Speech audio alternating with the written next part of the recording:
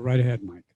Oh, okay, great. Thanks, Don, for inviting me to your meetup group. My name is Mike Schwartz. Been trading for, well, over 20 years now. Like you, I hold a monthly meetup group here in Portland, Oregon. Been doing that for over 10 years now, which is a lot of fun. And, I've done, as you had mentioned, some online stuff with SMB Capital or SMB Trading or Options Tribe, and then some John Locke trade, the bearish butterfly. And it's just always fun to engage various communities. And I've done a lot with Airmare and Tom Nunemaker. He's a great guy, and I enjoy working with him. And so, yeah, I'm glad you saw a couple of my presentations and invited me here, and to talk about the credit spread business these days, and what I find really enticing about the environment, and again how it's changed. And Don, as we discuss as we go along, please feel free to interrupt me with any questions that you have, and or that anybody has, and I'll do my best to answer them. This is going to be mostly education. Credit spread is the most basic kind of options trade you can make, other than a straight call or put. So I'm not going to go into the definition of what a credit spread is, and most of these slides are going to be basically about education anyway. Again, just feel free to stop me at any time. So with that, let's get going. So the agenda for the day is discuss how the market has changed and what's really done to improve the environment for the retail investor or trader. What are the best ways to take advantage of the environment? Looking at DTE, or days to expiration, and determining what might be a good place to or time to expiration to sell. We'll take a look at an analysis there. We'll have a little discussion about spread width. I find this is a topic that there's very little discussion in all the years I've looked at this about spread width.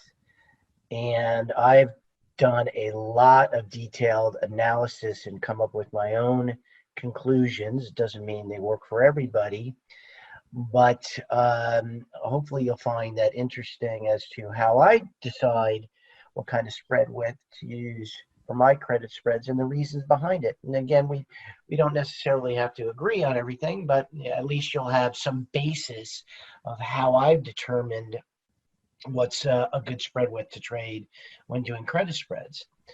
An analysis of the commission structure and how that can impact your return on investment, or really your return on risk, and then putting the whole package together. And then lastly, a discussion of a credit spread service that Tom and I have been discussing for a few months now, and just give you my thoughts on what we're thinking, and hopefully we can get some input from those that might be interested in something like that. With that said, let's keep moving forward. Okay, so how's the market changed? So the biggest change over the past 20 years is that obviously commissions have come way down. Regardless of where you're at now, at most you should be paying is 65 cents per option. But it's just unbelievable.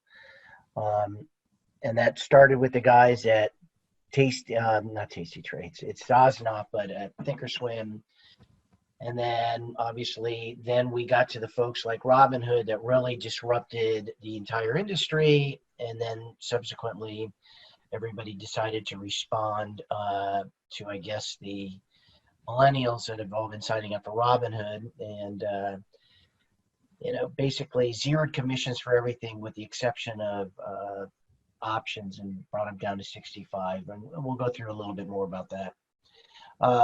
The introduction of weekly options was also a huge change. When I first started, we only had monthly expirations.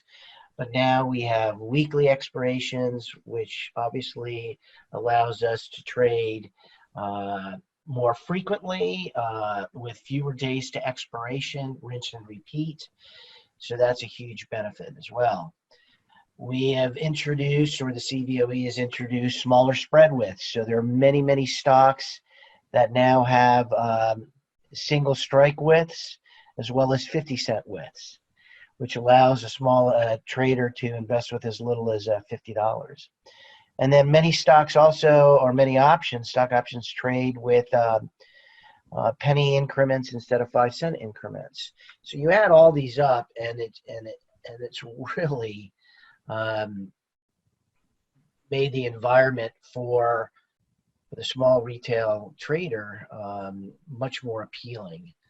And so I kind of laugh when you see these pundits on CNBC talk about dark pools and folks that are having their servers at the various exchanges and getting ahead of order flow.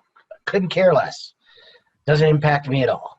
I would never want the old days back. I don't know who anybody would, but it really has changed. And those that are new probably can't appreciate it as much as those of us who have been around as to how things have changed so dramatically, and still give you, and just made it better for all the retail traders. So taking advantage of the environment.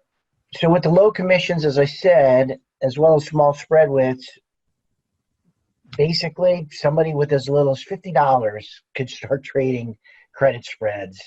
Obviously I wouldn't recommend that, but it drives home the point that you no longer need, a couple thousand, $5,000. Obviously, the bigger the account, we won't go into all those parameters, but obviously the bigger the account, the greater you can spread your risk, and on and on and on. But the point is, you can, regardless of account size, you can make a trade as small as, $50 on a particular credit spread, and that was never available to us. With weekly and intra-week expirations, so the SPX, the SPY, the NDX also. I'm not sure if there are any others. I looked today and I couldn't find any others currently, but the SPX, SPY, and the NDX have 3 to 4 weekly expirations within a given week. So the bottom line is you can turn your capital over on a much more frequent basis, like a day trader, if you will, obviously, and then compound your return rate at just a phenomenal rate. Which again, back when I first started, you only had 12 monthly cycles, so it was very, very difficult to do something like that. Technology in and of itself has also provided resources that weren't available years ago. So I don't make, or light of the fact that, by having things like Skype and Slack for community, it allows us to take a lonely endeavor and really, build community and bounce ideas off of people real time while you're trading, which is really critical. More recently, or I'd say how it benefits people in today's environment, or let's say the past month, is if you're in a panic, you can always, get on Skype with somebody and say, hey, can you walk me through what I'm seeing here, especially when we're an emotional basis. So if you're not used to doing that, I strongly suggest you can leverage that portion of your community. Having analysis tools like OptionView and One, and then things like YouTube and free online webinars, more, like I was talking about with Aramer and the Options Tribe. There's just tons of education, free education that's available, let alone all the other option sites that have paid coaching and education. So, again, this stuff did not exist, 10 years ago, or at least not as much as it was.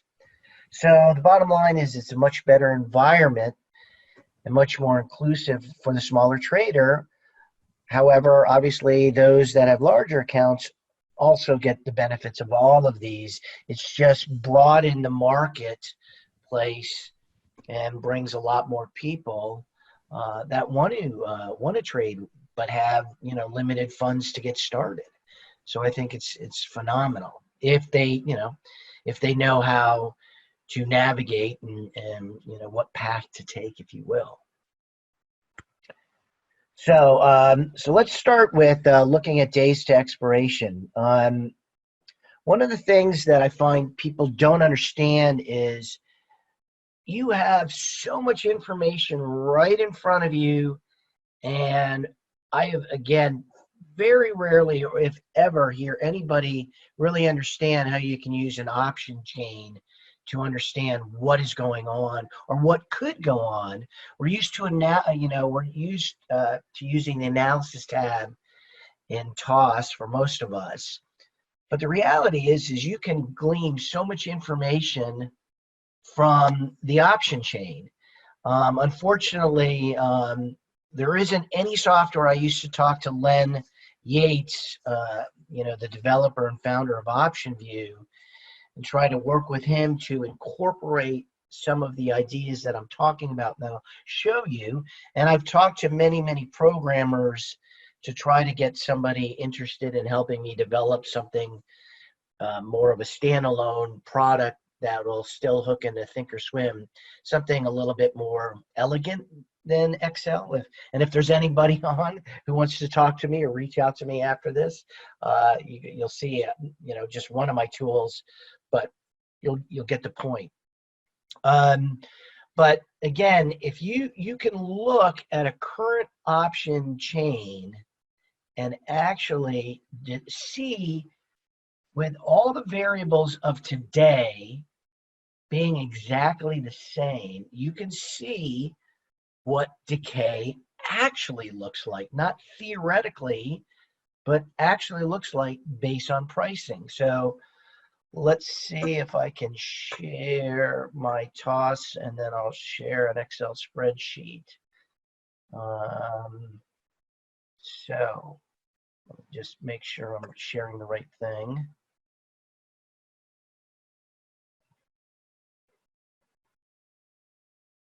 Oops.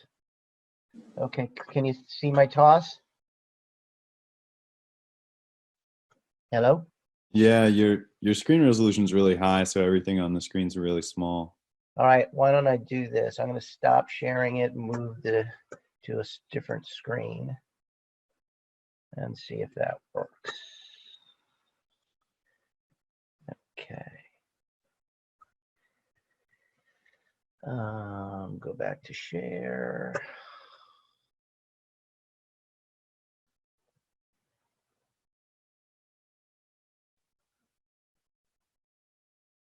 All right, how's that? It's legible. Still probably small, but you'll hopefully you'll understand what I'm showing and just get the basic concept. So, for example, let's say you were looking at, here's the QQQ, and you wanted to see what the decay would be for, let's say you're going to do a 20 delta, so we have 18 and 22. So let's do the 150. I'll just do this, right click and sell vertical, 150, 145. So we're getting $1 for 36 days to expiration. If you really want to know how that's going to, again, all things being equal as of right now, how that's going to decay, all you need to do is come in here and change the expiration. So if it's at $1, and kind of lucky that we started with $1, if I want to change that to 22 days, go to the April 3rd. And of course, I'm finding that a lot of the strikes are not available. So that kind of killed it. Yeah, I mean, it's amazing that so many of these strikes aren't available. So let me go to something closer to the money. I'll do the 70. 570 are at the money. All right, so here it is with 36 days to expiration.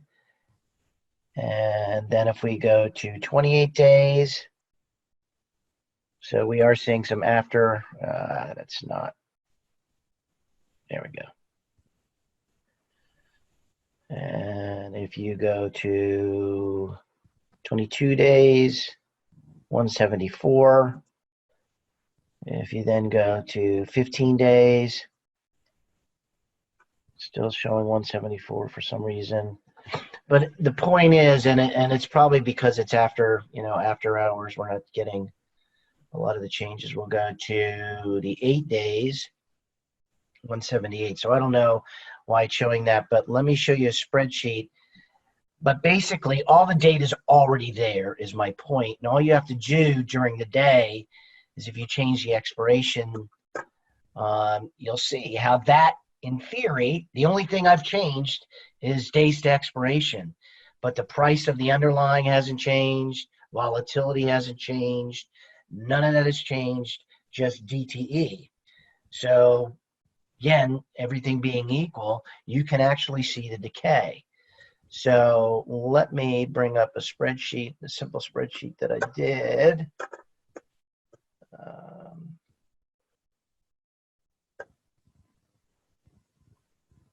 And let me new share.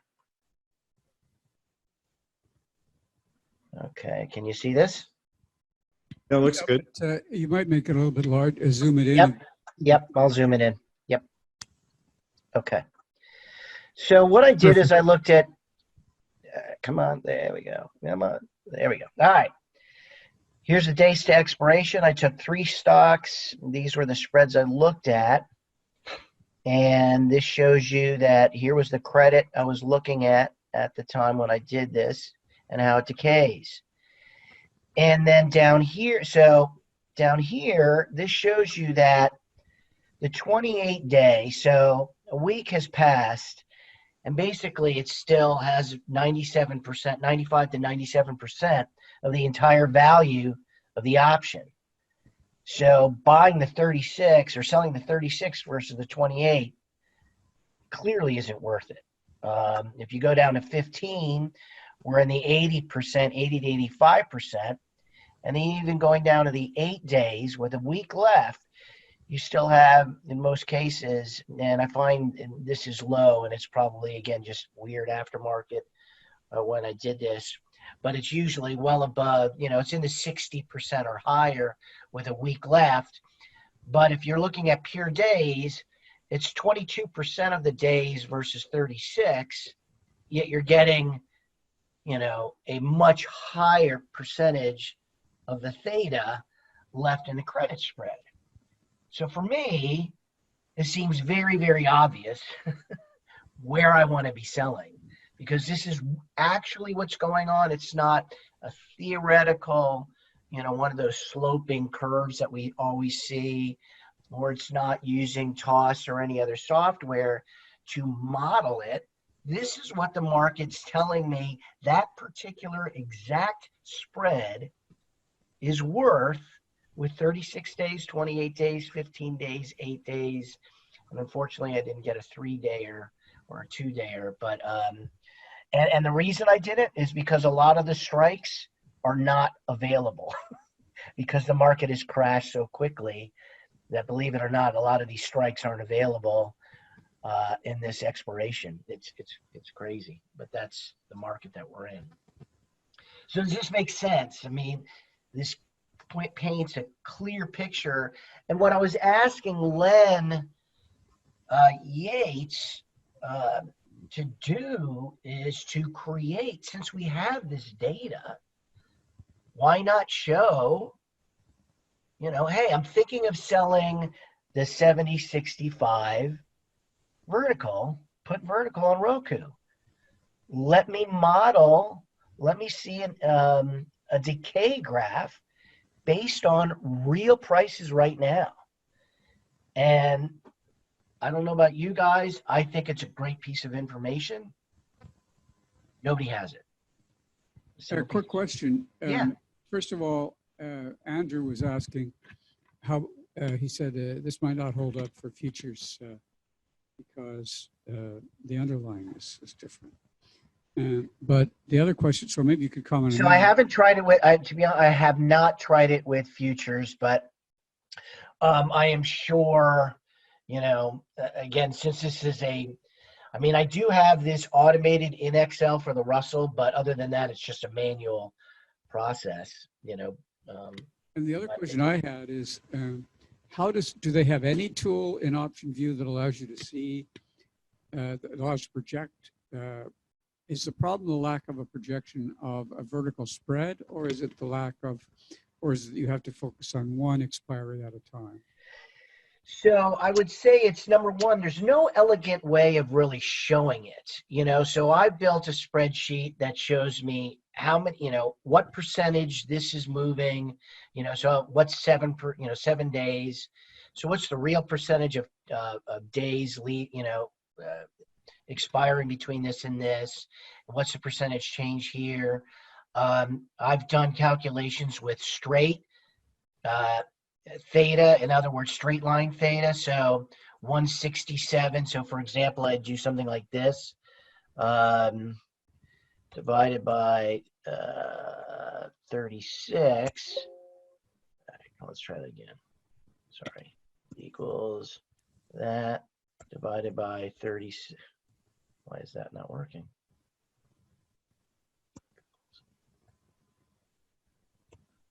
One more time. There we go.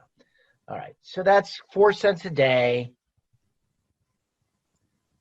And this is just straight line theta, right? 4 cents a day. 4 cents a day. Oh, let's see. That's because it's third. So sorry. 28. So that's 5.7 cents a day. Then we get to 15. That's 9 cents a day. And then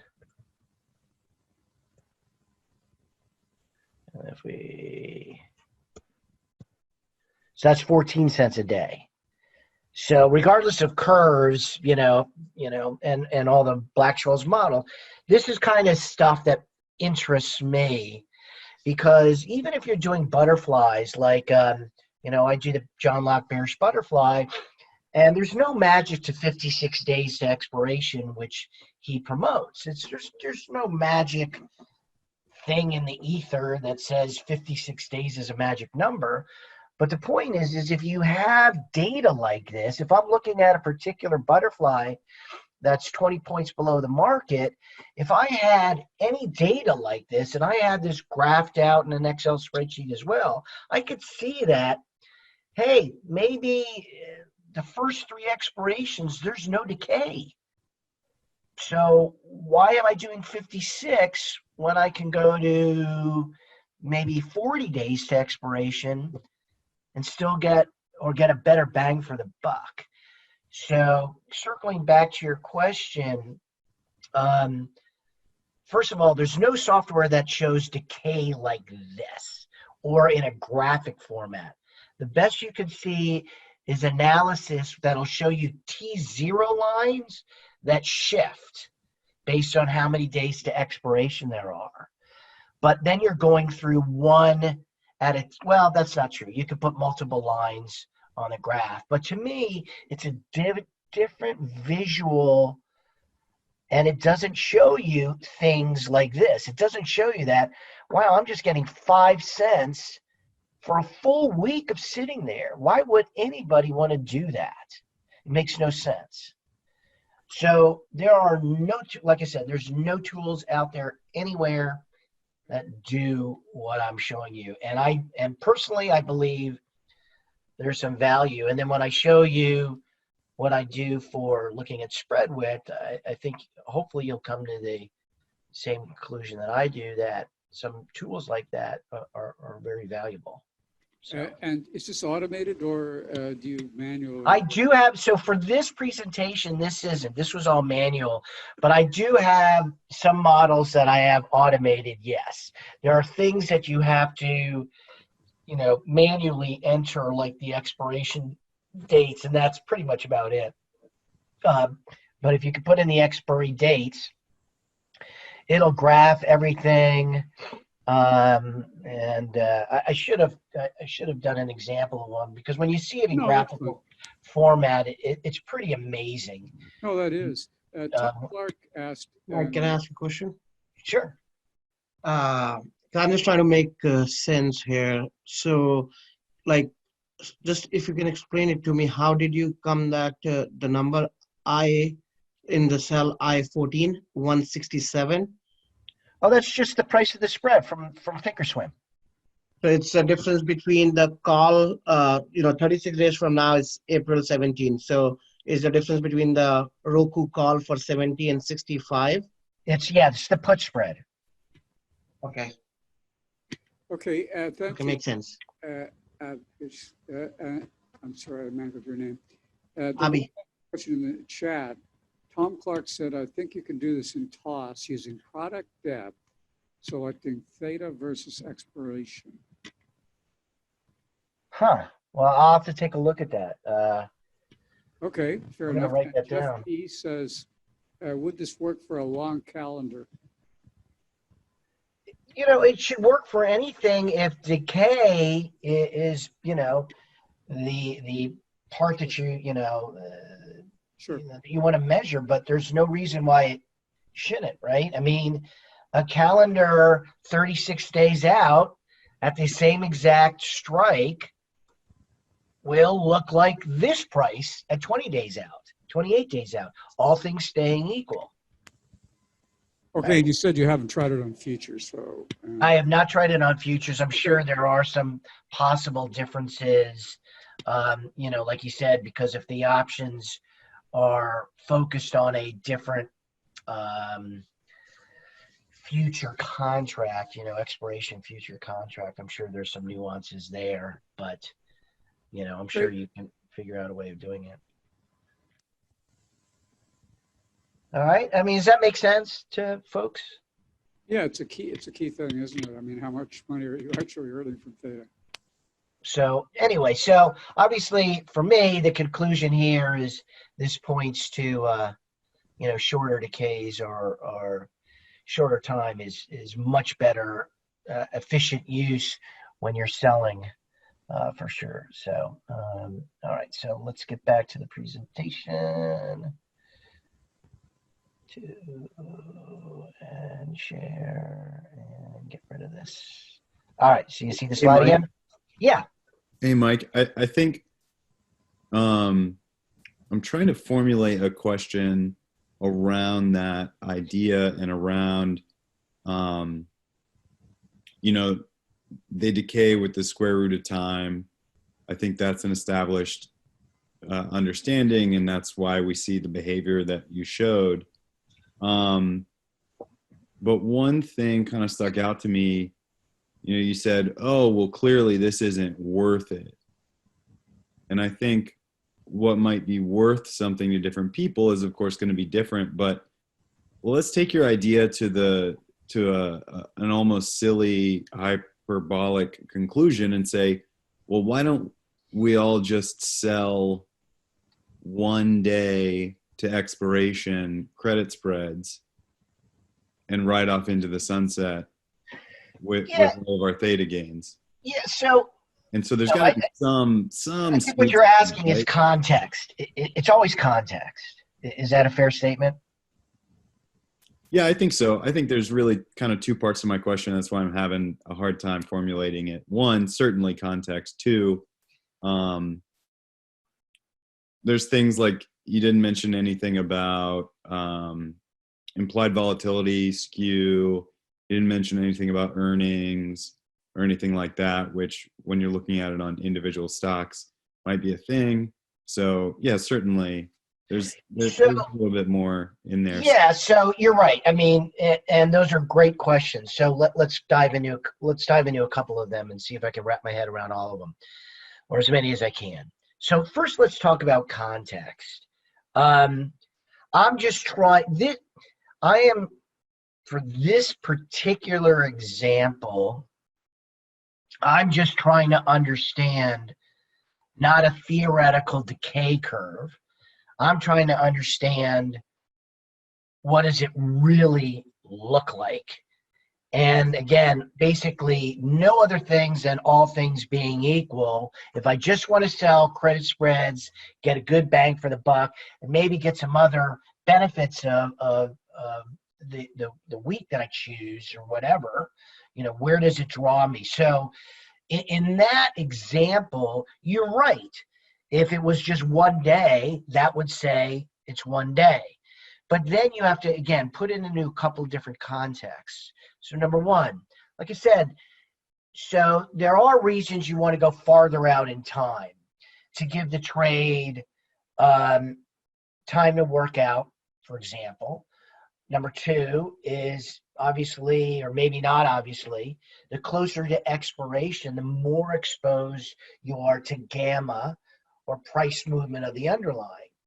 So in an environment like today, maybe you don't want to be exposed to that. So you go farther out in time. But I would suggest to you, again, with enough expirations, and I've done this with the bearish butterfly, I have seen that various expirations at 56 days doesn't make sense when I can buy a butterfly, with the exact same, risk reward graph and have it fewer days. So it just gives, instead of just being naive and saying, hey, it's 56 days, use that one. I'm bringing in more data to kind of come to that conclusion. And then lastly, what it will show you is this might be 185, right? Oh, you can't see it or maybe you can, unless you can still see it. You switch back to your slides. Oh yeah. So if I change it to one of the expirations to a higher number, usually that will point to it's probably earnings. And so it, but that's the beauty of this. It will show you if and when people are expecting some sort of event by a huge difference in pricing. But a lot of times you'll see a little pricing anomaly that there's no news or earnings to explain it. It's just there if you can get it to take advantage of. So all I'm saying is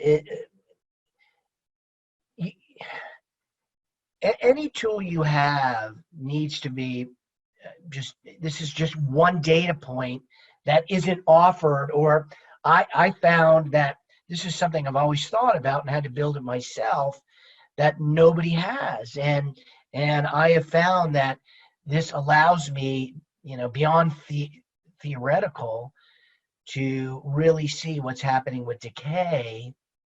And again, most of the folks out there that have courses that say, oh, put on a 30-day, put on a 40-day, put on a 56-day. There's no rhyme or reason necessarily. There's kind of maybe a bias, or maybe because it started with monthlies. And all I'm saying is, wouldn't it be great if you had a tool to know that the one that's 7 days closer to the money or closer to decay, or maybe there's one 7 days beyond, that gives you a better picture, a better reward to risk? Why wouldn't you want to know that? So that's how I use it. But it's clearly in context of other data points. Does that make sense?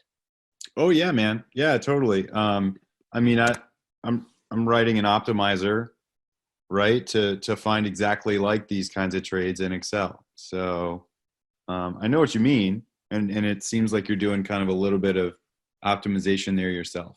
Right. With, exactly. With your eyeballs. So anyway, based on this, this is clearly showing you how much of the value, and again, you could draw your own conclusions, but 67% with 22% of the days left, I really like that, but I think to me that's, That seems like a much better area to do. But again, you clearly have to be very right in your direction if you've got 8 days left or less. So, okay, moving along. Try to move along. Hold on. All right. Now, this is where we get into a little bit heavier spreadsheet, but determining which spread width to use. So, again, this kind of goes back to the whole discussion about, well, is it always, what's always the right spread width? Does one answer fit it all? And no, I think you have to determine what's your goal of the trade. What are the overall, goals? And it's just above and beyond just winning and making the most money. It might include having enough time. I don't want to sit in front of the computer if that's an issue. I want to have a slower gamma, whatever it might be. So you do have to obviously take that into consideration. But there are many, many misconceptions regarding width. And I'll start again with the naked put. And there are a couple of folks out there. There's one very popular gentleman who I definitely respect, but he did a $1,500 course, and he swore that with all his analysis, I don't know what it was, but that 20 wide width is the sweet spot. And as soon as I saw that, I said, "You're full of crap." Makes no sense. And, I don't know if he changed it, but he did agree with me. But the other one is the naked put, because there are many folks that say, hey, I sell naked puts on a weekly basis, but I know if you don't have a portfolio margin account, you can't do that because you're not going to have the capital to do it with. So what we're going to do is we're going to try to get as close to that as possible, or close to the behavior. So we're going to turn it into a very, very, very, very wide spread. But at that point, it actually becomes a spread. And the question is the return, from my perspective, is it better to have you could theoretically do as wide as you want as long as the strikes are there to emulate a naked put, but does it really make sense when you have that entire, margin in play? It's capital that's used up, it's put aside, and actually is risk. And to me, once you turn a naked put into a spread, then you do have to consider the spread width, plain and simple. And we'll go into a little bit more about that. Should you consider the Greeks, and how do the spreads react to good and bad price action? And I'll show you that. And again, I've been in forums that swear to me, that it's always better to have a wide spread, blah, blah, blah, blah, blah. But it's trade-offs, and it's about being educated and understanding what those trade-offs are, right? That's it. And then how do spreads react when they move actually in your favor?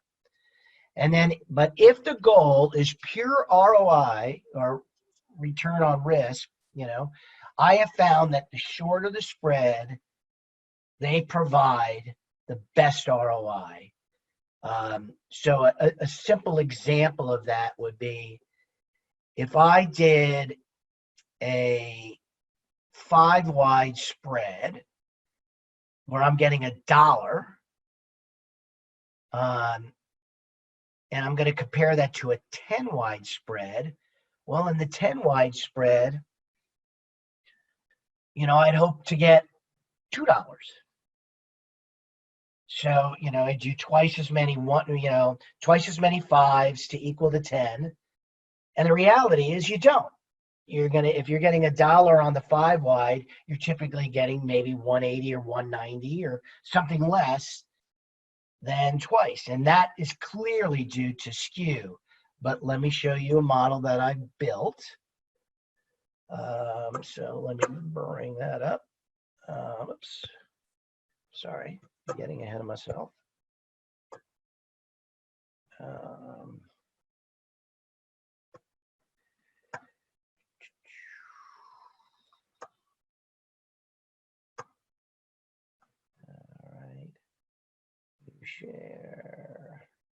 All right.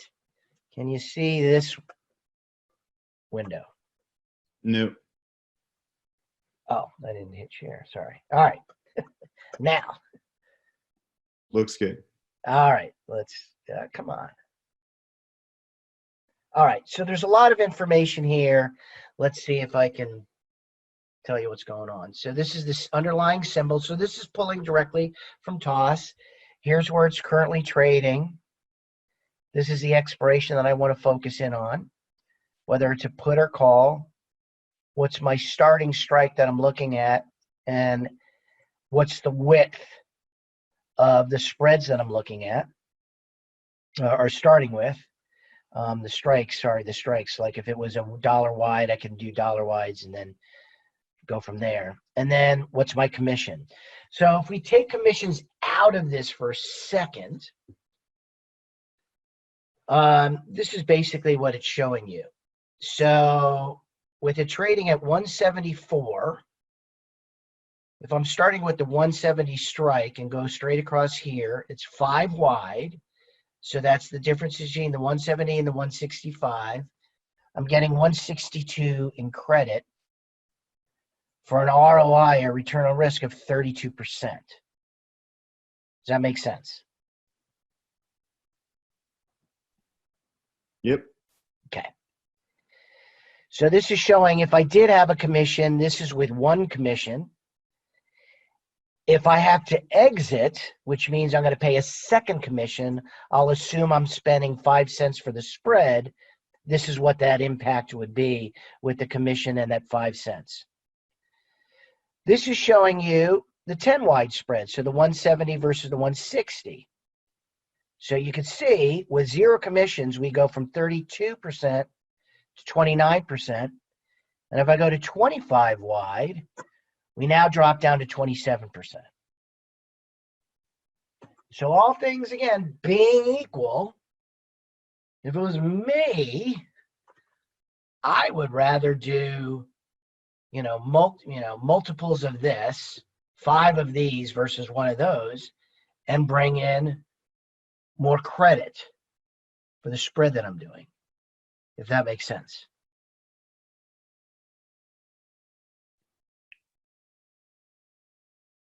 So your risk on these trades is not the same.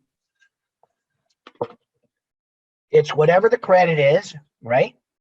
It's whatever the credit is. So your risk is the difference in the spread price minus the credit.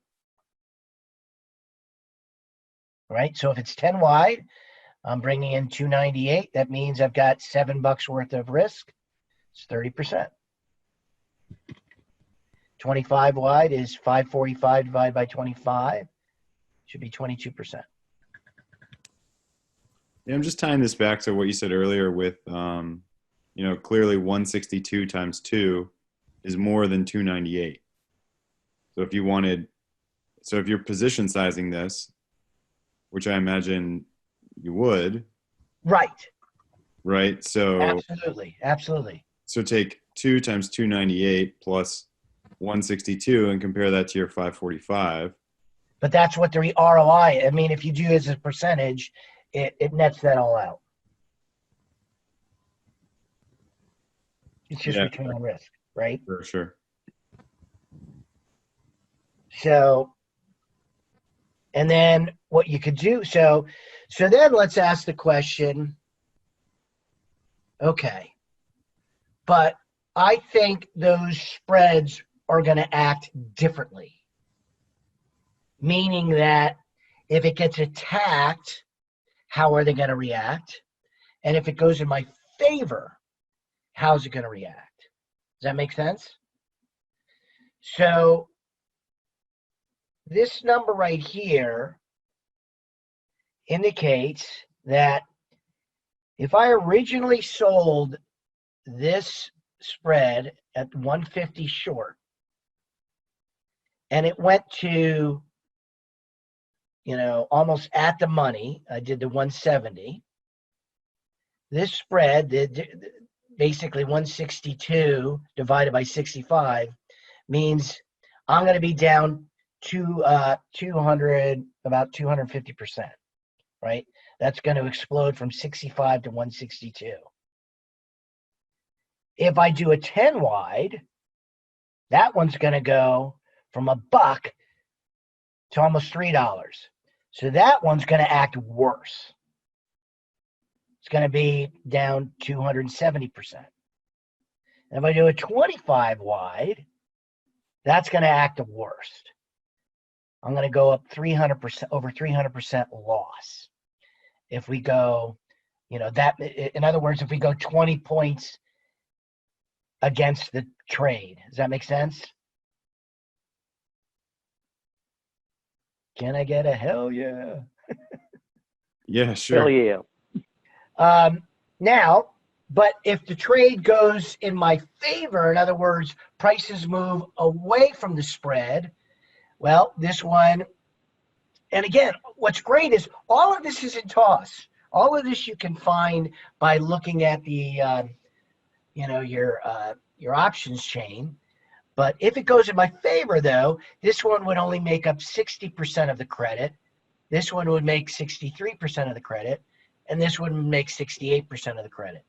So if you're right with direction and it happens quickly, the wider spread gives you the greatest return, or the amount of theta that that'll lose, or that'll go away. You're going to get 68% of your spread if it moves 20 points in your favor. So again, it's trade-offs overall, but. And then what's cool is, let's say, so this would be a scenario where it's Robinhood and 0 commissions. Well, let's say we add in 65 cents and see if that changes our opinion of this, right? So if we add in 65 cents, which most of us are getting these days, right? It'd be, here's my normal ROI. With 1 commission, it goes down from 32.3 to 32. With 2 commissions and 5 cents, it goes down to 30 cents. If I do a 10 wide, I go from 30 to 29 to 29.7 to 29.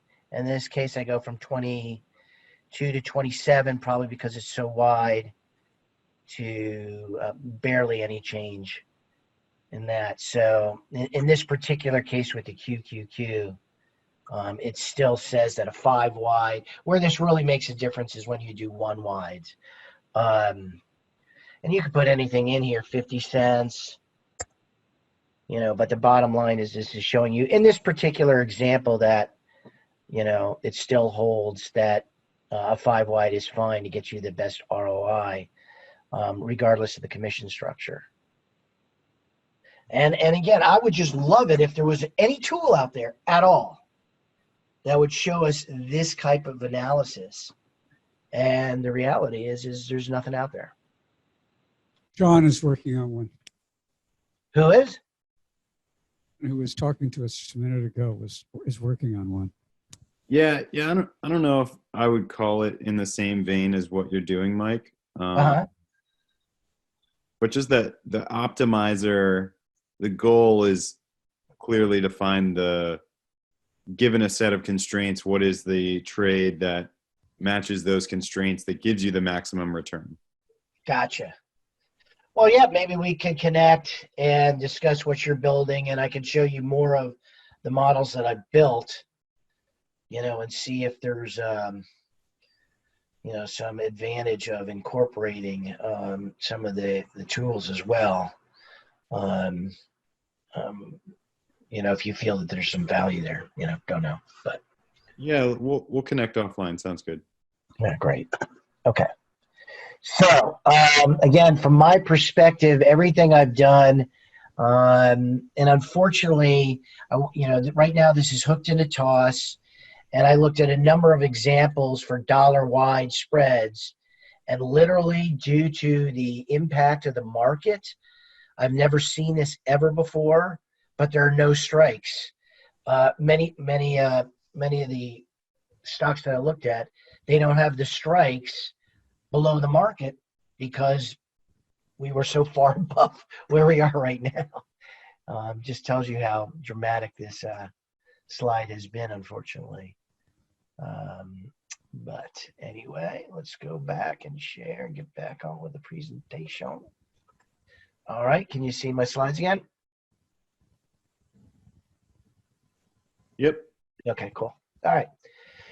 So commissions impact to ROI and broker options. So I've did a lot of looking at this, and we do have many, many different choices when it comes to commission. So let's talk about, while everybody says they have zero, commissions, we all know that that's not true when it comes to options.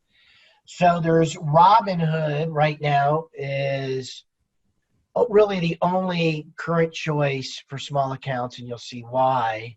It's absolutely a horrid platform, whether you use the online or the APK. And then we also know about their recent issues that they had, when we had two of the biggest down and up days in history, their platform was down. But taking that out of consideration is just as bare bones as you can possibly get. There's another one called First Trade Securities, and I made the mistake of transferring $100 over there, only to find out that they require $10,000 to trade spreads, which I have placed many, many phone calls. They blame it on their clearing firm, but it's insane that they require $10,000 for you to do a basic defined risk spread. But they do have a great platform, and they do come along with a lot of great free tools. So I was really hoping that, they didn't have that restriction, and maybe it'll change, who knows. And then Webull currently has zero options commissions, but they only have level 1 and level 2, which basically means covered calls and long calls and long puts. They don't offer level 3 yet, but they say it is coming in the second or third quarter. So hopefully we'll see that, and I'll be able to compare that to Robinhood. And both, and I do believe Webull does articulate what exchange fees they pass through to you, and I'll go a little bit more into Robinhood. Then the next type of structure I want to talk about is the fixed price, all you can eat, unlimited trading. And there's a company in the site, Tradier.com. And while they offer their own platform where you can pay commissions or pay all you can eat, if you go to their platform page, they have, at least, I think, 10 different platforms, I think including OptionView and possibly OptionNet Explorer. And then the cost would be based on how much you're paying for the platform. And that's it. So if you're paying $60 a month, $100 a month, $199, that's it. It's all in. And then you get unlimited option trades. So you'd have to do your own kind of calculations as to what your, if you do 100 trades a month or whatever, what that would come out per, or 100 trades with, X amount of contracts, But it's definitely something worth looking into, because the platforms are obviously much more robust than a Robinhood. And then most brokers, as we know, have gone to 65 cents per contract. E-Trade does offer 50 cents with only, I'm sorry, it's not 30 trades a month. It's 30 trades. I'll have to change that. It's 30 trades a quarter. So 10 trades a month and you're 50 cents. And most of us that are, doing any kind of trading would easily be able to meet that goal. And then Tastyworks has $1 per option, but it's only for the opening side. So if you typically open and shut and don't let your options expire, then essentially you're getting 50 cents per option contract. You don't have any minimums you have to hit. But as much as I love Tom Sosnoff and I love Scott Sheridan, who is the CEO of Tastyworks, it's one of the worst platforms. Non-intuitive, yada, yada, yada. It's just terrible. I'm shocked that they've come up with it. But when you look at a 65 cent versus 0 in and out, say on a one wide spread, you're talking about 2.6% return that you have to make just to cover commissions. And that's kind of what got a lot of my juices flowing, is that, boy, if I can make use of something like Robinhood or anybody else that's out there that's charging zero, all I have to make is 65 cents, or the equivalent of that in and out, and I'm making 2.6% return. And if you rinse and repeat that, that's not a bad return at all. Now that you no longer have to cover your commissions, and one wide again, or even 50-cent wide, now those are spreads that you can actually take into consideration when determining how you want to trade. Any questions before I move on? I guess the question would be that firms like Interactive Brokers would tell you that anything you say in this manner, you lose in the quality of execution. Could you comment on that?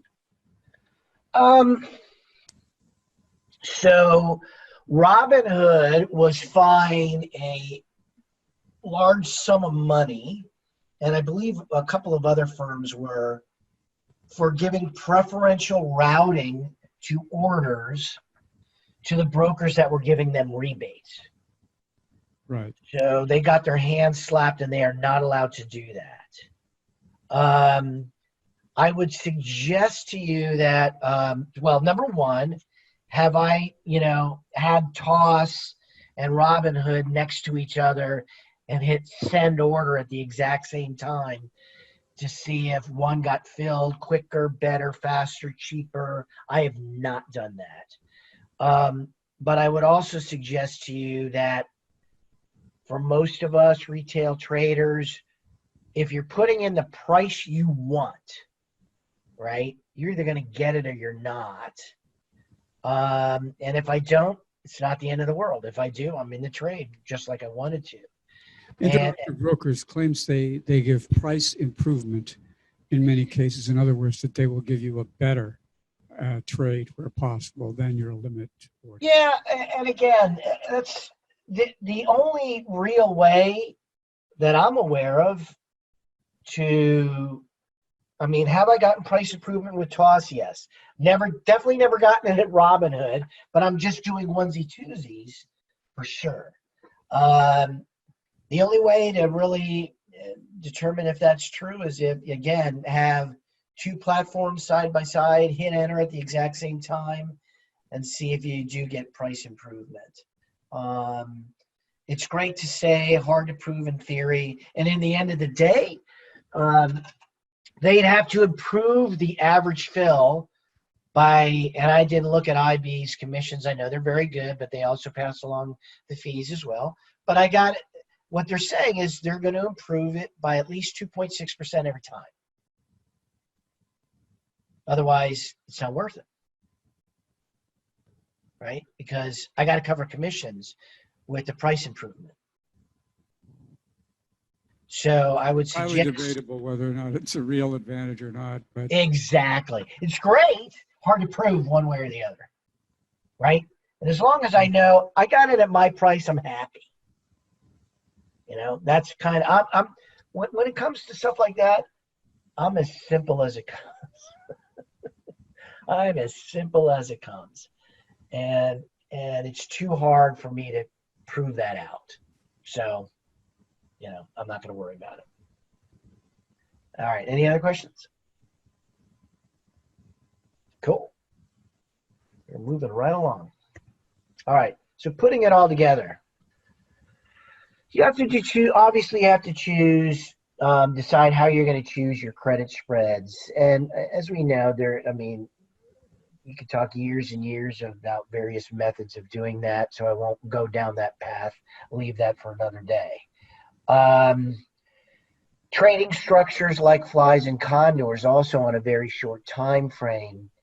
And I would suggest to you that, and I'll see in another slide, that those are as valid, and in some cases, especially if you're doing flies, What I like about flies is the reward to risk is much more favorable, right? I mean, you can have a multiplier of your reward to risk versus credit spreads. And same with condors as well if you structure them correctly. Um, how and when to exit.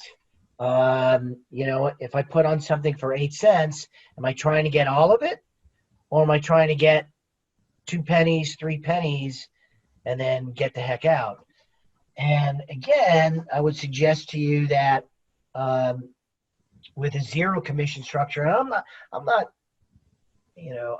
a big fan of Robinhood other than the zero commissions, but all I'm articulating is it really opens up your thought process of, boy, if I go in for 10 cents and if I could just scalp 2 out of it,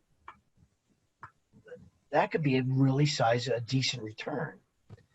But now we get down to, do you have to be active and watch due to gamma? And I will discuss how that's bit me in the keister for sure. Because obviously prices change very rapidly and quickly the closer you get to expiration. Other considerations are, how do you diversify? Whether it's various industries, that's the typical discussion. Call spreads and put spreads, in a market that we're doing, are you adapting to the market where it's just relentless down market, right? Are you still trying to do put spreads just because vol has gone up and they're farther out of the money? Or have you switched to the call side? Or should you do a combination of both? And then what's your DTE or DTE mix? So should you just do 0, 1, 2, or 3 days, or do you want to do a combination of those? But shorter terms do provide greater returns. And one thing, especially in this marketplace, if you go into having a credit spread business saying, only if it presents itself, I will trade Wednesday, Thursday, and Friday. Otherwise, I'm in cash. In this kind of a market, that's a heck of a place to live. It's a great place to live. Again, it's as close to day trading as possible. And obviously, you're trying to set up extremely high probability trades. From not just how far out of the money they are necessarily, but you're bringing in a component. You're taking advantage in some cases of the new low commission structures that we live in, even if it's not zero, even 50 cents or 65 cents is a great place to live. And then number 2, you can make a lot of these, 2, 3, 4% just based on intraday price movement. That's it. Get in at the price you want. That gives you enough room that if I sell something for 10 cents, hey, if it just moves to 8 cents, I can get out, get my 2 cents, and I've gotten, 2% or whatever it might be based on the width of the spread. So the environment does provide some really unique opportunities when it relates to high probability trades and scalping basic price movement. Any questions? Dave, I think you had a question. Hi, I'm not sure. Can you hear me? You're very, very soft. Can you turn up your volume? Let me try. I can barely hear him. Could you hear him? I couldn't hear him. Okay, let me read what he was asking. Let's say you had the decay curve for verticals and you picked combo A versus combo B because it had a more favorable decay curve. Yep. Do you have a theory whether the curves would stay the same or would the decay reverse? I'm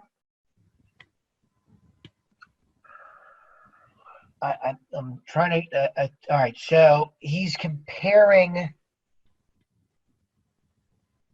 all right, so I think I understand the question. I guess what I'm trying to understand is he comparing 2 different underlyings, or is he comparing, say, 2 different verticals of the same underlying? Yeah. Okay. I don't know. Can you hear me now? Yeah. Okay. So getting back to your slide on the decay. So let's say you had the software you were describing. So you're talking about the same underlying, okay, and just different decay curves. I would imagine that's what you're getting at in that thing there, is if you had the decay curves, one might be more favorable than another. Is that right on the different strikes? What I'm saying is one different, not the curve itself, but the curve is showing you. Right. Is So there you're any pricing anomalies maybe that I could be taking advantage of? Right. So you're implicit in that slide was that you were going to pick one that decayed faster. Okay. So correct. Right. Improving my edge. Yes. Okay. And so my question to you is this: let's say you pick the one that decayed faster. How do you know in the future it's not going to reverse and not decay as fast as some of the other ones that you just looked at? Does that make sense? I have no evidence, to be clear. I have no evidence of that whatsoever.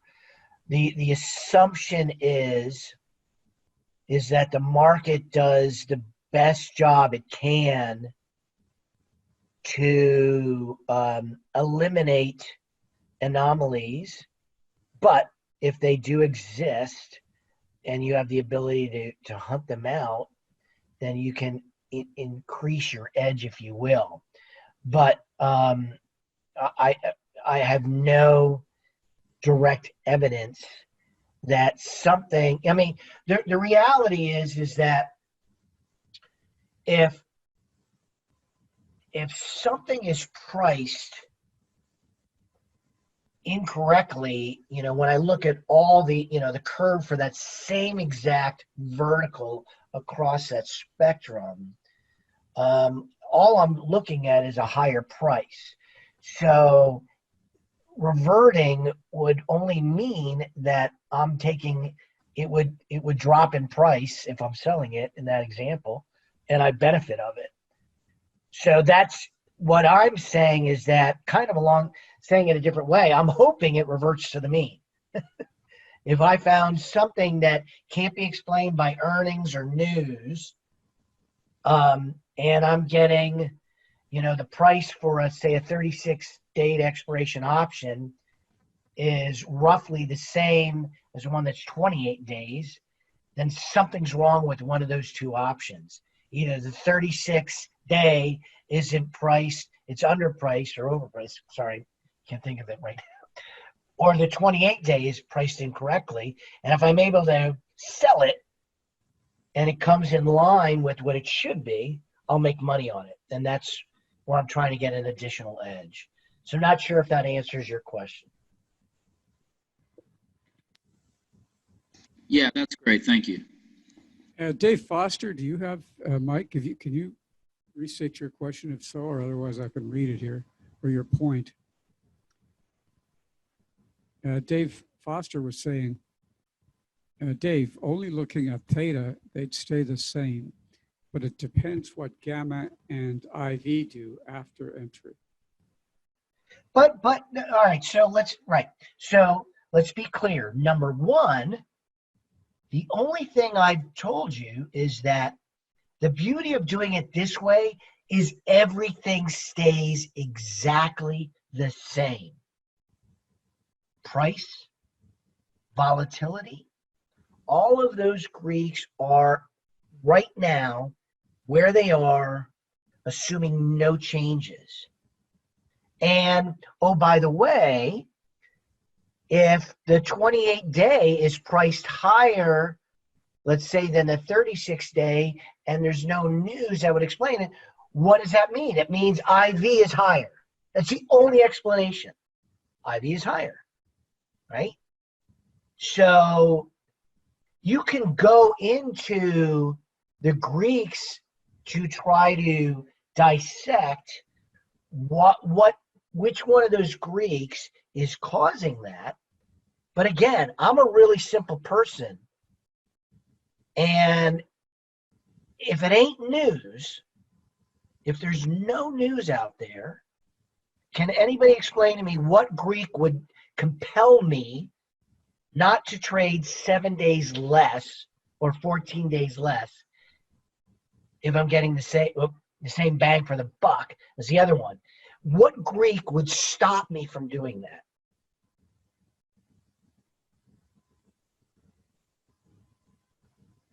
I mean, you mentioned it earlier, right? Gamma and theta being Right. So now you're talking about a different. Now you're talking about a totally different thing, right? I mean, again, gamma. We know that gamma is going to increase dramatically towards the end of the trade, and depending upon my availability of the markets and understanding that prices are going to move quicker. But again, this is more of like, that's an extreme if I'm comparing 36 days to 8 days. But if I'm comparing, and the beauty of this is, again, if you trade 30-day structures or beyond, 40-day, 50, whatever, and you're just robotically picking 56-day butterflies without comparing it to the butterflies around it from an expiration standpoint, you're doing yourself a disservice. Why would I want to stay in a trade for 56 days if I can stay in a trade for 42 days and get better numbers? I don't know. Again, maybe it's a controlling of gamma and you want to have those extra days to really not have to worry about it. So I get that. But it's more knowledge, right? It's better knowledge of, boy, for whatever reason, there is no price movement in this. So if I buy a 56, great. I have my gamma's flat as a pancake, but the prices are currently telling me for 7 days, this butterfly isn't going to do squat, or this vertical isn't going to do squat, or this condor isn't going to do squat. So you want to sit there for 7 days in a trade that's going to do nothing? Great. You don't have to look at it. But why would you want to do that? I don't know what the argument is. Sure. I mean, you have to start with the first level Greeks, such as theta, before you worry about the second level ones. Right. And that's all I'm doing is I'm trying to take a look. I'm assuming that the market isn't as efficient as it appears to be, right? That's all. And I'm just looking for little price anomalies that might allow me, again, I did this focused on the credit spreads, but you could do this with butterflies, anything, and go as many expirations as you want and really see. People, let's do an 80-day, a 90-day. Okay, great. But if you're doing a 90-day and price doesn't change for the first 30 days, I don't understand what you're getting out of that. You're getting nothing. That's all I'm saying. Yeah, Just 100%.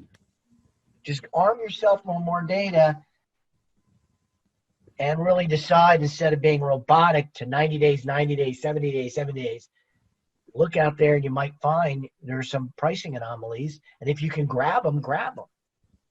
That's all. So, okie doke. So if there's nothing more, we'll continue on. We're close to the end. All right. So here's what happened with my Robinhood test. So as I said, Robinhood's trading platform sucks. Make no bones about it. It is terrible. So don't expect anything out of it. So use Thinkorswim or any other platform to determine what you want to trade, whatever analysis. Again, if I'm doing credit spreads, but it doesn't matter. I do all my analysis, try to find out exactly the price and the spreads I want, and then I just execute it on Robinhood. Next, Robinhood does not allow zero DTE trades. So you would not be able to trade tomorrow with the expiration of tomorrow. They just don't allow it. Another frustrating thing about Robinhood is they will pass along exchange fees, but they don't itemize them. So in other words, all of my trades are round dollars. Like I deposited $100, I think, and every credit every spread I'm doing is $9, $8, $10, whatever it might be. And all of a sudden my account has pennies missing. And so I called them up. I'm like, hey, how come setting in an $8 credit, I got $7.92? Oh, those are exchange fees. Okay, well, why don't you put that in there? No, we just don't. Excuse me? Yeah, we just don't. I mean, that's how good their customer service is. They just don't. They don't care. Where most other companies will say you got an $8 credit, you had 8 cents from, whatever exchange fee, and you can determine that. But Robinhood just doesn't want to. All the trades I did, 100% winners with a little asterisk there. And it was a combination of using verticals, flies, and iron condors. So what's the asterisk? Well, you gotta either have your exit or be right in front of your computer. And what has happened to me is, so when I say they've been 100% winners, I will clarify that. Everyone has been profitable, and I should have easily been able to exit at a profit without any problem, without any voodoo or without any mumbo jumbo. And I would have definitely gotten filled. I feel 100% confident. What happened is I've had a couple of trades that were well profitable. Unfortunately, now it's Wednesday, Thursdays, and Fridays, I give my daughter a ride to school on the West Coast at 7:30, and I get back to the office about 8:10. And in that amount of time, I've had great trades go horribly wrong. Horribly wrong. So the conclusion is either have closing orders in, which I didn't, and I'll give John Carter his due. He says, don't be a dick for a tick. Or you've got to be in front of your computer because, as we've mentioned multiple times, gamma is very present. And, depending upon the stocks that you trade, they can move very, very rapidly for and or against you. And then the other thing is that you can definitely scalp price movement. I've done, not in Robinhood, but in Thinkorswim, same day butterflies, look for some stock that's quiet, not moving, definitely a higher vol stock. But if you can grab a Roku or something like that, that is just not moving a lot on a Friday, you can easily go in there, throw an at the money butterfly on, for say 20 cents, and then just put in an order for 15 cents. And I've gotten out of those in at least in Thinkorswim, for, within 20 minutes. But, and I don't know if that's exactly the prices I got, because again, now you're talking about 65 cents an option, 4 legs. So you have to cover $5.20. So I probably didn't do 20 and 15. Probably did something a little bit different. But you can obviously see that, doing that in a zero commission environment, you could do it for 20 cents and 15 cents. Whereas in Thinkorswim, you can't, because you've got $5.20 of commissions if you're getting in and out. Okay.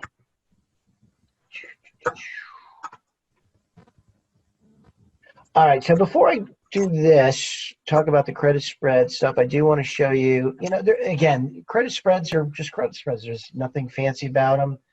But I will show you, let's do, they went into freaking dark mode. But let's do this.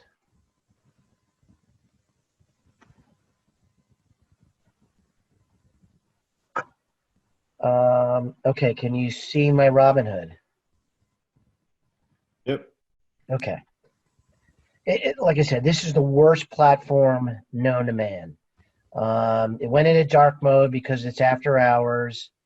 My current account value is $137.99.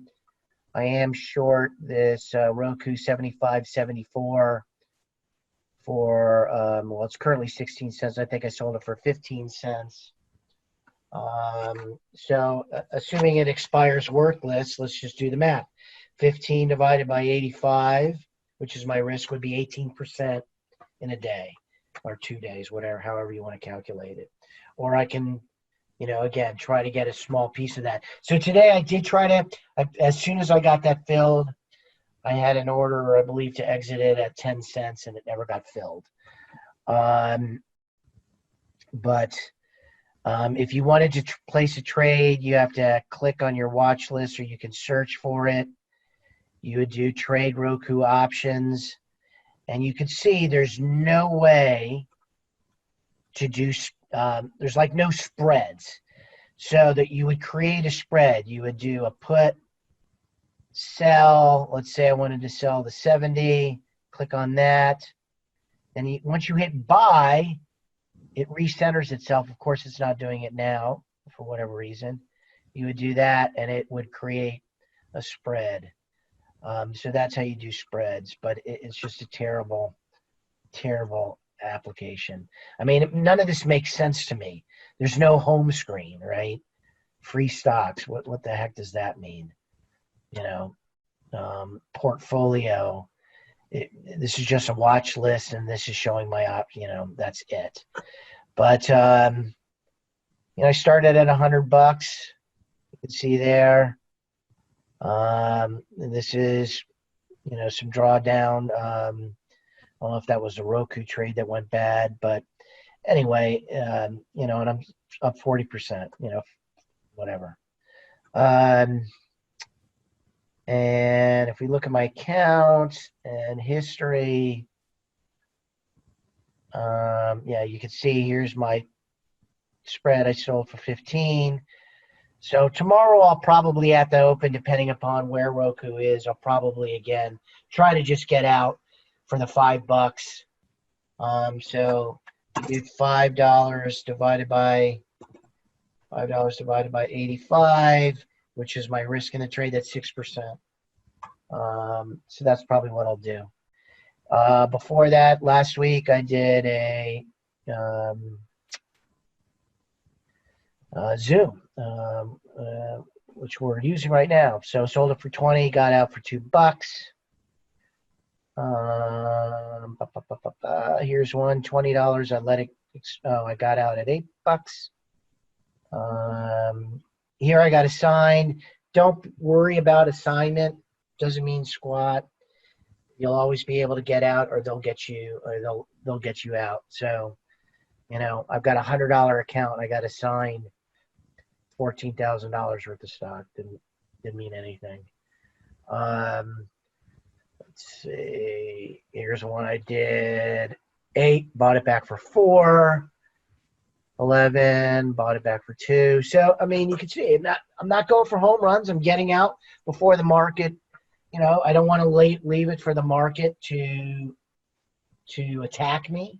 I'm happy getting out, getting a nice percentage, and it's great because I'm not paying a commission to get out, other than possible exchange fees. So it's what's kind of cool about it. All right, so let's go back to the pre-Zoom. Hey, Mike, what are your deltas on some of these trades? So, you know, I'm less of a delta person for these very short-term trades. I am more of a technical analysis person. So I want to see how the stock has been trading, where might be the 50-day moving average-ish, but it's still 3 days. So it's more about support and resistance. You know, I'm trying to sell these where the stock has not been in a very long time. So I don't believe it's going to revisit that area unless something, you know, horrific happens. So that's how I do it. So I'm not one of those, I'm just going to blindly look for a 10 delta. Obviously you can, there's nothing wrong with that for sure. Probably the method that I use might get you better premiums, all things being equal. With 3 days left, a 10 delta might not give you, but 10 delta might, if you're doing a one wide. So just some things to consider. I guess that's the crux of my question is, if you're doing a one wide and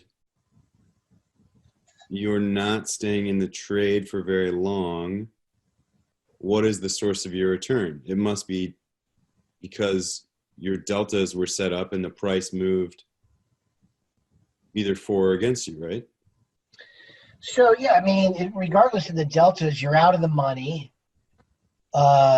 And you have 1 or 2 days, assuming I do it on a Wednesday or Thursday, you have 1 or 2 days of decay.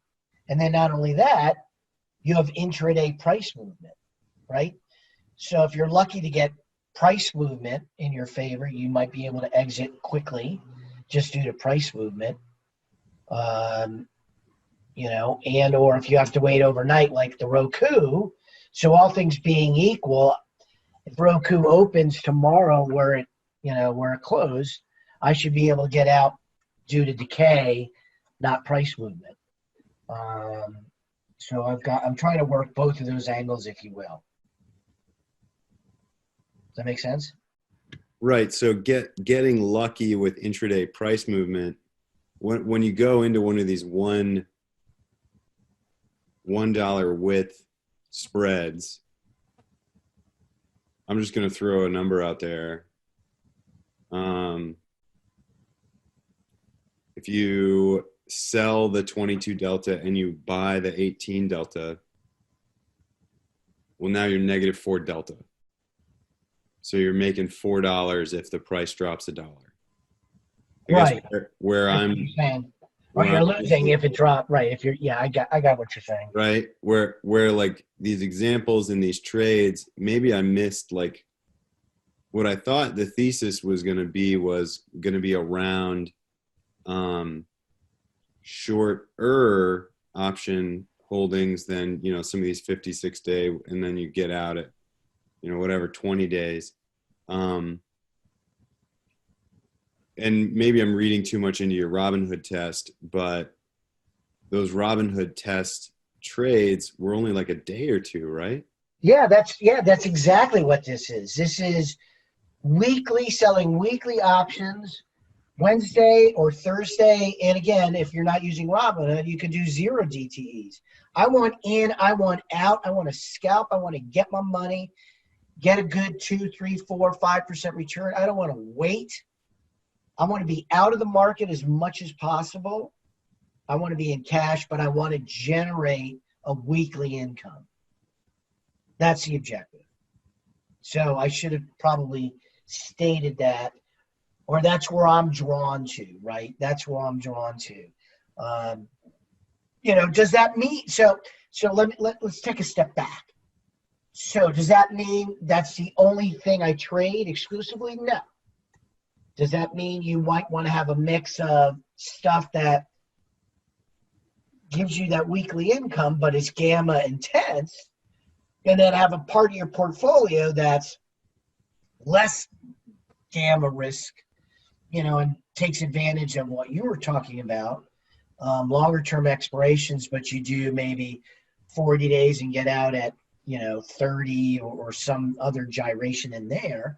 You can absolutely do a combination of both. But this is just, if you're going to take advantage of 0 commissions, I believe one of the best areas to really exploit that is, again, you could sell something that's expiring, sell it today. That literally, whether it's 50 cents or $1 wide, if you're able to get it filled at 2 cents, that's 2%. It's actually better than 2% because your risk is, the width minus your credit, where you just didn't have that opportunity before. that make sense? Yeah, I'm putting it together. Okay. Dave W. had some questions. Dave, can you try? Yes. Hi. How are you? This is Dimitri, and I haven't been on the meetings for a long time. And but I was actually Dave and I, we were in the beginning of this club, so it was actually very interesting. Oh yeah, we remember you. I remember you very well, Dimitri. Don't worry. Yeah. So anyway, so the question is about execution, and I'm absolutely positive. I'm not, well, it's probably complicated question, and maybe cannot be answered like immediately, but in the future, maybe somebody can do the research and actually find out. Maybe it's possible. So if you look at the spread, right? You have, let's say, verticals, for example. Execution, because there's a multiple, if the two legs, right? You have a bid ask and bid ask. Right. So if you look at the clause and you look carefully, there will be open interest. It's most likely it's a single option buyers out there. So if you place, let's say, 100 contracts of vertical, open interest doesn't change. So it means when you're placing vertical, there's gotta be some kind of software out there which actually matching other verticals or butterflies or something else, because in each company have their own software engineers and they're working on their system to better match of all those different option combinations. The question is, which platform has actually better matching options, like combinations, because that platform gonna execute much more trades. So it's got to be very complex calculations in order to find, how many of us actually trading single options. So I don't believe, I don't have an answer, but I don't believe what you're suggesting is how it works.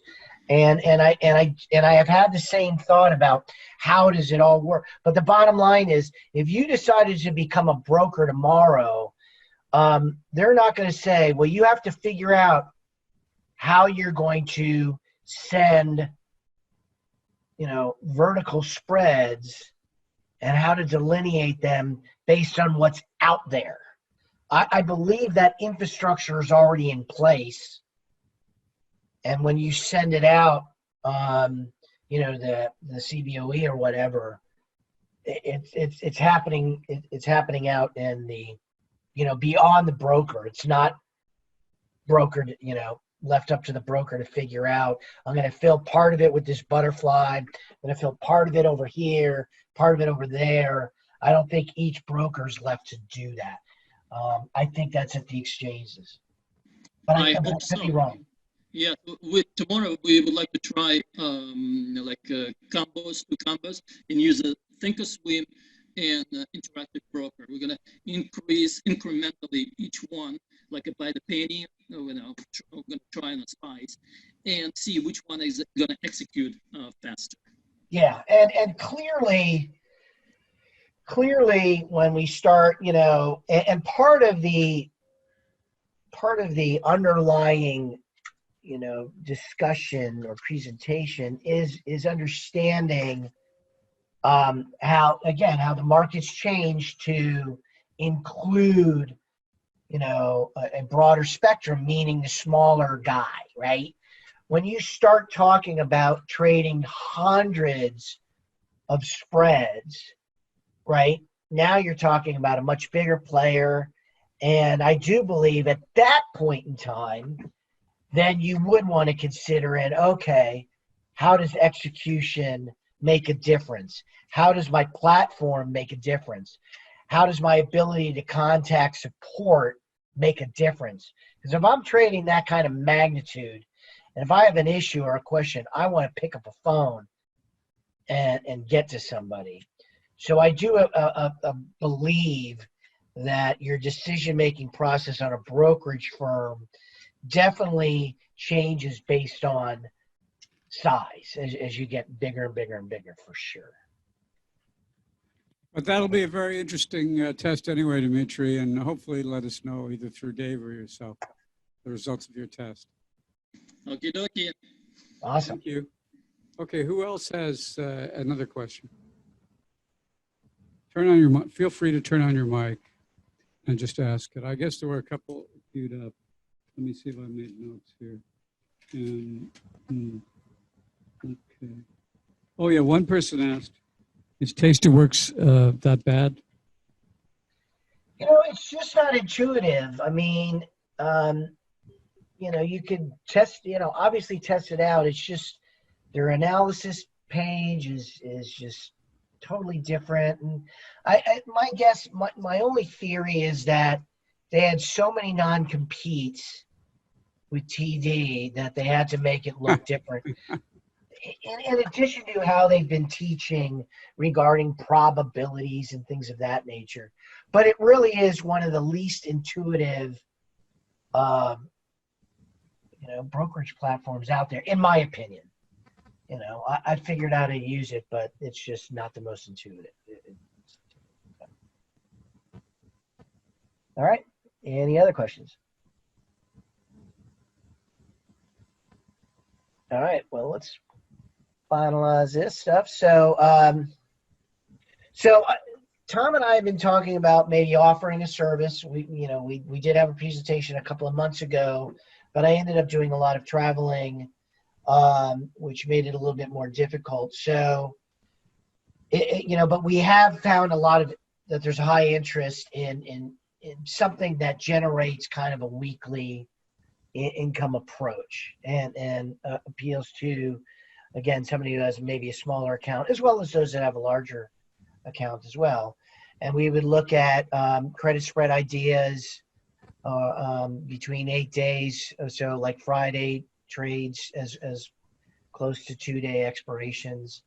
And while they focus on predominantly credit spreads, I would look at flies and iron condors as I see them. But obviously, when you have zero commissions with Robinhood, it's best to do those on that type of a platform if you have it. I would like to have a very active Slack group to encourage these types of discussion. So if somebody comes in and says, well, I like to look at 10 deltas and stocks that are XYZ or have this kind of beta, whatever it might be, I think you grow more if it's not one to many, meaning me just spewing out what I'd like to do, but learning from each other. And the one thing I always talk about in my options meetup group is what does everybody learn between last meeting and this meeting? And I'm usually the first person to start because I'm always learning about whether it's a platform or something like Robinhood or whatever it might be. So I believe that a community is much more stronger when there's interaction. And I think you get a lot more value for your buck if you have interaction in a community environment like a Slack or a Skype.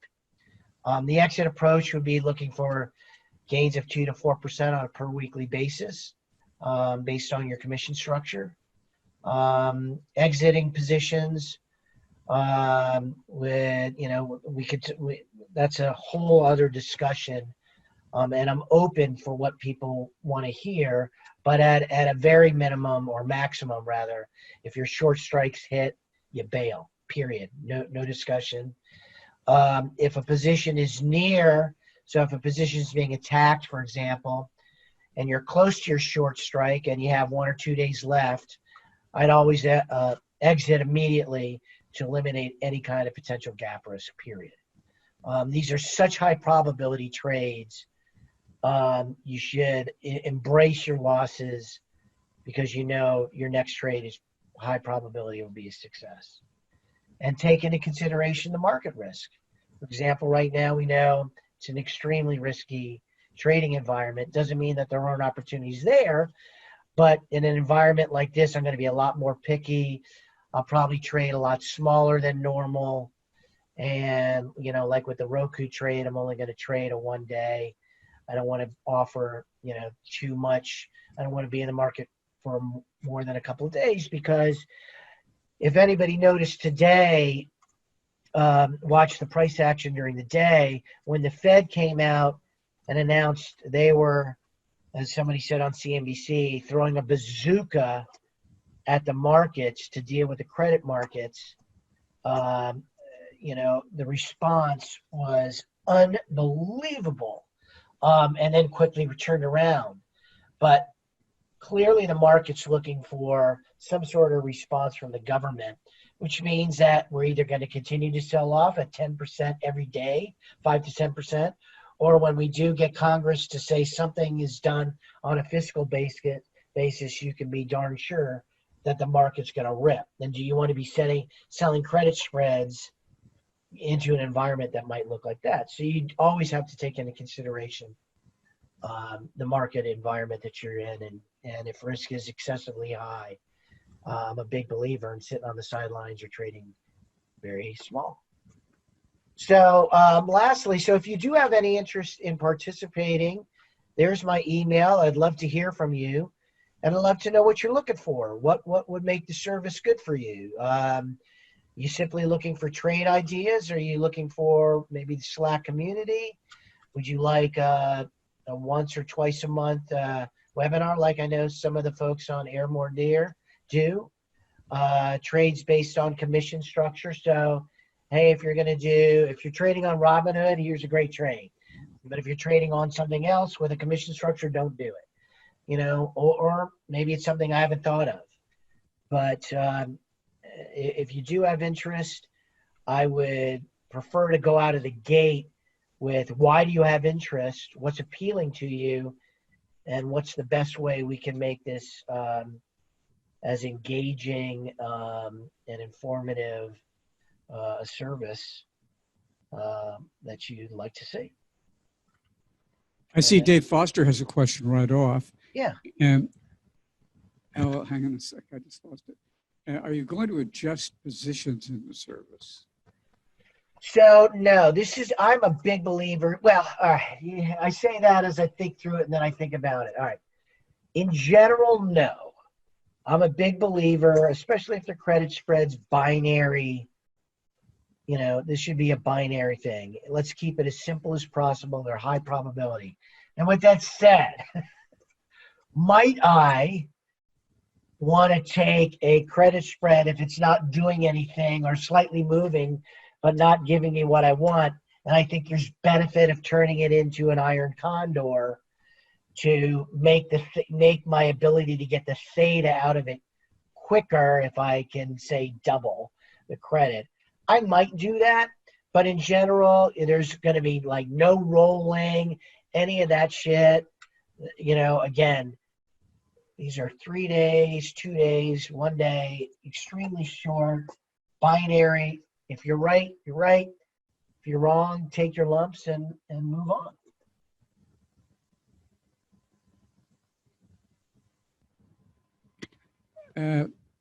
Okay, very good. We have Dan Queen had a question going back now to the main body of the talk. How severe a problem is Robinhood reliability? So fortunately for me, I mean, I was not trying to trade those couple of days. Clearly, I would have a lot of issues if I had a put credit spread that was taking some heat and I had no way to exit it, and it turned into a full boat loss. I guess my disclaimer would be, boys and girls, you know, we can make our own decisions, and I'm not making anything for you. That would have been a major issue for me. Fortunately, I wasn't trading using Robinhood. This is a very small account. so it didn't impact me. It clearly impacted a lot of folks, but that is 2 days ish. I've heard maybe 2.5 days out of, a long time. So if I was new to Robinhood, I would suggest doing it exactly the same way I'm doing. Put in 100, 200, 300, 500, something what you consider small while you're learning the platform, being comfortable with it, and trying to understand the risks. So I get nothing. You notice there are no links to Robinhood, so I'm not getting anything. I get no benefit out of this whatsoever, and we're all big boys and girls. So if you're going to come after me, I'll take you on, because I'm just telling you, the benefit is 0 commissions. It's a shitty platform. That's my disclaimer. Decide to move forward at your own risk. Of course, it's extremely exciting, the potential.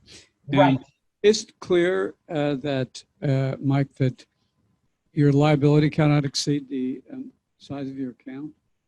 Right. The other thing is that I do believe they have an API, or people are figuring out how to connect to it. So that doesn't fix the platform going down issues, but it could fix if somebody came out with a front end that made it much easier to put on trades. That would be a great thing as well. And I know if there isn't an API, I know there should be one. But I have seen rumblings in Skype groups where people have connected to it, various ways. I'm just not sure how they do it. Okay, does anyone have any other questions, particularly with audio? Would be great, but before we wind up this part.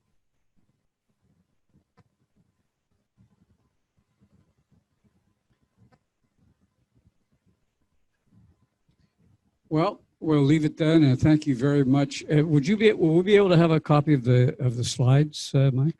Yeah, absolutely. Ordinarily, if we're in the meeting room, we have a good round of applause now, but it's a little bit hard to do over I'll trust you. I'll trust you that there's a clap or two. There you go. Thank you so much. We really appreciate the generosity. I know that it's purely a giving exercise so far, and probably for a long time on your part, running your own meetup group, as well as giving webinars to various people, and we're extremely grateful. Yeah, my pleasure. Anytime. I thoroughly enjoyed it. Okay, thank you. We'll wind up this phase of the meeting. But we'll continue the recording. I'm sorry, we'll continue without a recording. And